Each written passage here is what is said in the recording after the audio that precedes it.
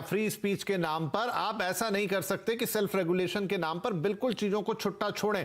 अब सरकार की तरफ से एफर्ट आया है कि आप यानी कि एक जनरल व्यक्ति अगर कोई कंप्लेंट करता है तो सरकार की कमेटी उस पर एक्शन लेगी और ये एक्शन बाध्य होगा। असीम साहब, अब इसमें मैं कुछ अलग अलग चीजें देख रहा हूं। मसलन कोई अति संवेदनशील कंटेंट है तो 24 घंटे के अंदर आपको उसको हटाना पड़ेगा, उस पर एक्शन लेना पड़ेगा। कोई आपत्तिजनक कंटेंट है तो कुछ 72 घंटे की डेडलाइन है। अन्य कंटेंट पे उन्होंने कुछ 15 दिन 30 दिन टाइप का दिया है। क्या ये अलग अलग कैटेगरीज है और किस तरीके से ये पूरा मैकेनिज्म काम करेगा? देखिए, जल्दी ही ग्रीवेंस अपीलेट कमेटी जो है काम करने की शुरुआत जो है वो कर देगी और उसका एक टाइमलाइन जो है वो दिया गया कि बहुत सेंसिटिव कंटेंट है, पोर्नोग्राफिक है, चाइल्ड पोर्नोग्राफी से जुड़ा हुआ है, उस कंटेंट को अगर आपको 24 घंटे के रिलीजियस सेंटिमेंट से जुड़ा हुआ है जहाँ पर कि दंगे जो है भड़क सकते हैं किसी कंटेंट से, तो उस कंटेंट को आपको 24 घंटे के अंदर जो है हटाना होगा। लेकिन कोई ऐसा कंटेंट है जिसके बारे में आपको लगता है कि ये इसको हटाने में भी कुछ ज़्यादा जल्दबाजी जो है वो नहीं करनी चाहिए, तो उसके लिए अलग अलग टाइमलाइन जो है वो रखी गई है। 72 घंटे का टाइम जो है दिया गया है। लेकिन ये तब होगा जब आप ग्रीवेंस कमेटी के थ्रू जो है जाएंगे। पहले आपको कंटेंट के लिए हटाने के लिए जो ग्रीवेंस अधिकारी है कंपनी का, उसके पास शिकायत जो है वो करनी पड़ेगी। उसको भी पास टाइम रहेगा 72 घंटे का। अगर वो सुनवाई नहीं करता है तो उसके बाद आप मूव कर सकते हैं ग्रीवेंस अपीलेट कमेटी के सामने। तो ये कमेटी जो है उसके बाद वो अपील देखेगी। हो सकता है कि वो सोशल मीडिया का भी पक्ष जो है वो लेना चाहे, वो वहाँ पक्ष लेकर के उसके बाद अपना आदेश जो है पारित करेगी। तो एक ये भी कह सकते हैं कि सरकार को ज़्यादा कंट्रोल जो है वो देगा, क्योंकि इस जो ग्रीवेंस कमेटी के अंदर जो है सरकारी अधिकारी जो है वो भी शामिल होंगे। तो एक सरकार का ज़्यादा कंट्रोल जो है सोशल मीडिया के ऊपर हो जाएगा। क्योंकि देखिए, एक चीज़ समझिए कि इस टाइम भारत में 80 करोड़ यूजर्स जो है सोशल मीडिया का इस्तेमाल जो है वो कर रहे हैं, इंटरनेट का इस्तेमाल जो है वो कर रहे हैं। और अगर कंप्लेंट्स की मैं बात करूँ तो एक दिन में लाखों कंप्लेंट्स जो है आ सकती है ग्रीवेंस कमेटी के सामने। तो उसको कैसे डील करेगी, कैसे प्रायोरिटाइज करेगी, ये देखना सबसे बड़ा देखना रहेगा कि कैसे होगा ये काम। क्योंकि अगर मान लिया कि किसी पर्टिकुलर आदमी ने किया और आपने उसी के ऊपर करते हुए कार्रवाई करते हुए उसी को सिर्फ वो किया और बाकी सबकी इग्नोर कर दी कंप्लेंट्स, तो ये काफ़ी सेंसिटिव मामला जो रहेगा। तब ये देखना होगा कि जो ये कमेटी बन करके आएगी, उसके पास शिकायतें आएंगी तो उसका निपटारा जो है वो किस तरह से करेगा। क्योंकि आपको ये देखना है कि आपके पास रोजाना लाखों से भी ज़्यादा कंप्लेंट जो है वो आ सकती है।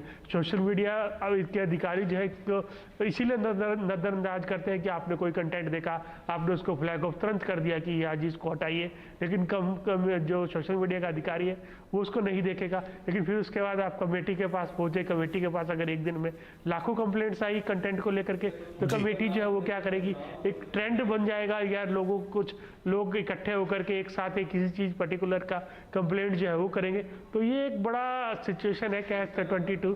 देखना होगा कि किस तरह से नहीं, आप ठीक कह रहे हैं यहाँ पर असीम, और यही सवाल मैं आगे रितेश के लिए लेकर जाता हूँ कि रितेश, ये देखिए मतलब इतना बड़ा सोशल मीडिया, इतने 80 करोड़ से ज्यादा फोन है, इनफैक्ट और भी ये बड़ा नंबर होगा, इतने यूजर्स उसके होते हैं और तमाम दिन भर में मेरे ख्याल से वो कमेटी कितनी बड़ी होगी, और 3 लोगों की तो हम बात सुन रहे हैं, कितनी इस तरह की कमेटियां होगी, तो शिकायतों का तो यहां अंबार लग सकता है। दूसरा, ये बड़ा फाइन लाइन होगा कि आप किसको किस हद तक आपत्तिजनक माने, कैसे डिसाइड करें। और जैसा असीम बता रहे कि उसमें 2-3 मल्टीपल साइड्स हो सकती हैं, आप किस साइड को टोटली गलत मानेंगे, किस साइड को सही मानेंगे, मतलब एक चैलेंजिंग काम होने जा रहा है। जी बरोबर है, और मेरे हिसाब से ये चैलेंजिंग काम बहुत पहले ही हो जाना चाहिए था। हाल ही में मैंने एक टॉक दिया था जहां पे मैंने यही बोला था कि जो सोशल मीडिया यूजर्स हैं ना, हम ही जज बन चुके हैं, हम ही ज्यूरी बन चुके हैं और हम ही एग्जीक्यूशनर बन चुके हैं। तो अगर आप देखोगे तो ये नफरत बहुत ज्यादा फैल रही है ऑनलाइन। तो हाल फिलहाल गवर्नमेंट ने जो ये गजट नोटिफिकेशन में निकाला है उसमें बहुत क्लियरली दिया हुआ है, और मेरे हिसाब से ये सिर्फ सोशल मीडिया इंटरमीडिएट नहीं, बल्कि उल्टा जो यूजर्स है, सोशल मीडिया के यूजर्स है, आप, मैं, आपके दर्शक, हमने समझना पड़ेगा कि क्या क्या आपत्तिजनक है। जैसे फॉर एग्जांपल उन्होंने कहा है कोई भी obscene content, pornographic content, paedophiles related, बच्चों रिलेटेड जो है, न्यूडिटी है, gender based, racial base, caste base वगैरह, रिलीजन बेस, हमको ये सारी चीजों के बारे में पहले बात ही नहीं करनी चाहिए। और क्योंकि हम इतना बात कर रहे हैं तो अभी ये पर्टिकुलर एक्ट्स है।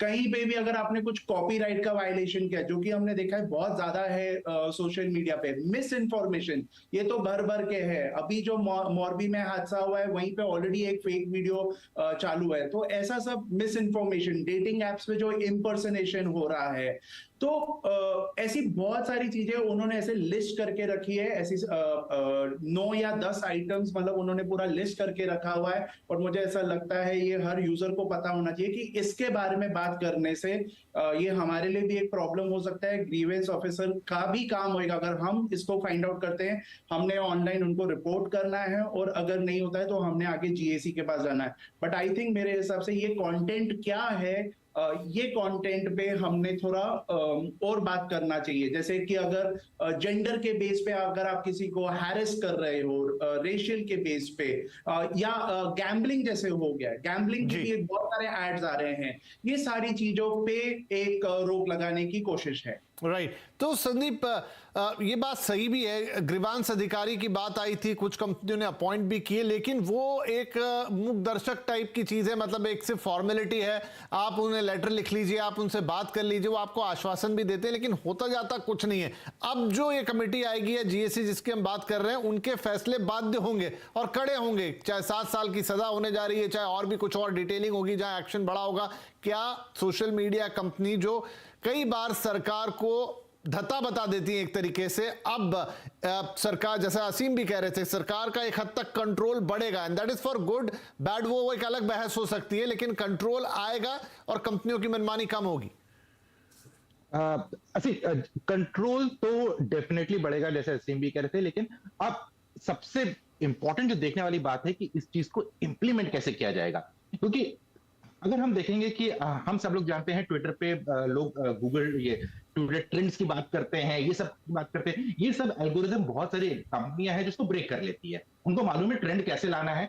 अब यहाँ पर इनके सामने कुछ ऐसे ही मिलते जुलते सवाल आएंगे, जो कमेटी बैठेगी उनके पास ऐसे भी सवाल आ सकते हैं कि देखिए 200 लोगों ने एक ही चीज के बारे में कंप्लेंट कर दी कि ये सही नहीं है, ये सही नहीं है। ये भी हो सकता है कि उन कंपनी का या उन लोगों का कुछ अपना निजी स्वार्थ होगा, वो किसी इंसान या किसी कंपनी को डाउन करना चाहते हैं, इसीलिए वो कंप्लेंट कर रहे हैं। तो इसमें जो कंपनियों के ऊपर हम बात कर रहे हैं कि जो सोशल मीडिया कंपनी है उनके ऊपर कड़े फैसले जाएंगे उनकी तरफ, जो उनको इंप्लीमेंट करने पड़ेंगे। लेकिन साथ ही साथ ये भी देखना पड़ेगा कि जो लोग हैं जो गलत कंप्लेंट्स फाइल करेंगे उनके खिलाफ भी एक्शन लिया जाए, क्योंकि ये हमने पहले भी देख चुके हैं। जब भारत में आरटीआई लॉन्च हुआ था, बहुत सारे लोगों ने बिना सर पैर की आरटीआई दाखिल करनी स्टार्ट कर दी ताकि कोई ना कोई इंफॉर्मेशन मिल जाए जिनका कोई सर ना पैर था। अब यहां पर भी ऐसा होने की पूरी संभावना है और बहुत सारी सिचुएशंस ही बनेगी। फॉर एग्जांपल, किसी पेरेंट ने एक केस डाल दिया और कह देंगे कि किसी फलाना ढिमकाना इंसान ने मेरे बच्चे की फोटोग्राफ डाल दी है। ये हो सकता है वो कॉमन फ्रेंड होगा, उन्होंने अपनी फोटोग्राफ डाल दी होगी, उसमें उनका बच्चा भी था पीछे, तो उसका नाम आ गया। उन्हें जानबूझ के नहीं डाला, लेकिन पहले पेरेंट की बात भी सही है कि आप मेरे बेटे की या मेरे बेटी की पिक्चर आप सोशल मीडिया में नहीं डाल सकते। ये एक हमारे बच्चे को सोशल मीडिया प्लेटफॉर्म पे मिसयूज हो सकता है उसका फोटोग्राफ। ऐसे केसेस में गवर्नमेंट या जो अथॉरिटी है वो क्या डिसीजन लेगी, क्योंकि अभी ये है कि ये इंप्लीमेंट कर दिया, पहला कदम ले लिया है, लेकिन अभी कठिनाइयां, चैलेंजेस बहुत सारे आने वाले हैं, बहुत सारे केस सिनेरियोज आने वाले हैं। और कितने लोग, अगर जी लोग, ताजा उदाहरण आप कह रहे हैं, विराट कोहली बहुत दुखी हैं कि उनके कमरे की किसी ने फोटोग्राफ की और डाल दी। जी और एग्जैक्टली मैं यही बताने वाला था कि विराट जब होटल में गए हैं जिनकी की उनके पास रहते हैं, और अच्छे होटल्स में रहते हैं, सिक्योरिटी इतनी होती है उनको, जिस कंट्री में गए ऑस्ट्रेलिया वहां पर भी सिक्योरिटी प्रोवाइड की गई और इंडियन टीम की अपनी भी सिक्योरिटी होती है। उसके बावजूद भी अगर कोई उनके कमरे में घुस सकता है तो बाकियों का तो फिर भगवान मालिक है। चलिए, और कमरे में घुस के खुद देखता, समझता, वीडियो भी ले लेता, लेकिन सोशल मीडिया पे डाला है। अब विराट उसे कहां तक हटाएंगे और किससे शिकायत करेंगे? वाकई वो उनकी निजता का हनन है, और कुछ वैसा ही उदाहरण संदीप दे रहे हैं। तो वाकई इन चीजों की, इन नियमों की जरूरत है, और इंप्लीमेंटेशन जो हमारे एक्सपर्ट कह रहे हैं वो पार्ट बड़ा इंपॉर्टेंट होने जा रहा है।